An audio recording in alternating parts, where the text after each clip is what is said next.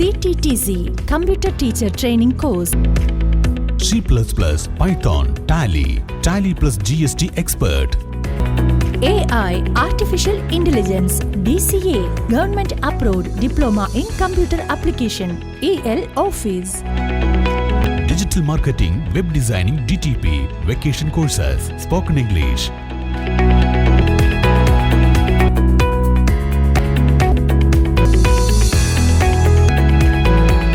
Sri Shankaracharya Computer Center, Ottapalam. ഹരിതകർമ്മസേനയുടെ ആരോഗ്യ പരിരക്ഷ കൂടുതൽ ഉറപ്പുവരുത്തണമെന്ന councillor T P Pradeep Kumar. Ottapalam നഗരസഭ ഹരിതകർമ്മസേനയുടെ ആരോഗ്യകാര്യങ്ങൾക്ക് പ്രാധാന്യം നൽകണമെന്ന ആവശ്യമുന്നയിച്ച ടി പി പ്രദീപ് കുമാർ കഴിഞ്ഞ ദിവസം നടന്ന കൗൺസിൽ യോഗത്തിലാണ് അദ്ദേഹം ഈ വിഷയം അവതരിപ്പിച്ചത്. നിലവിലുള്ള ഇൻഷുറൻസ് പരിരക്ഷകൾക്കപ്പുറം കൂടുതൽ സമഗ്രമായ ആരോഗ്യ ഇൻഷുറൻസ് പദ്ധതികൾ ഉൾപ്പെടുത്തുന്നതിനായി നഗരസഭാ സെക്രട്ടറി സംസ്ഥാന സർക്കാരിന് അടിയന്തരമായി അപേക്ഷ സമർപ്പിക്കണമെന്നും അതോടൊപ്പം മാലിന്യ സംസ്കരണ പ്രവർത്തനങ്ങൾക്ക് ഉപയോഗിക്കുന്ന ഉപകരണങ്ങളും വ്യക്തിഗത സുരക്ഷാ ഉപകരണങ്ങളായ ഗ്ലൗസ്, മാസ്ക്, ബൂട്ട്, റെയിൻകോട്ട് എന്നിവ മതിയായ അളവിലും മികച്ച നിലവാരത്തിലും തൊഴിലാളികൾക്ക് ലഭ്യമാക്കണമെന്നും T P Pradeep Kumar council യോഗത്തിൽ അറിയിച്ചു.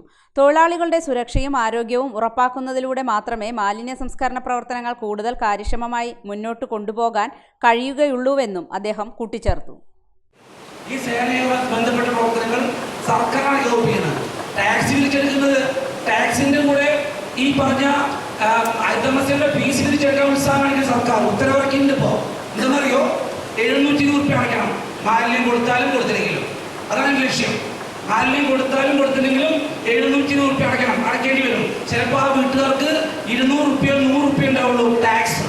പക്ഷെ മാലിന്യത്തിന് നികുതി അടയ്ക്കാൻ 720 രൂപ.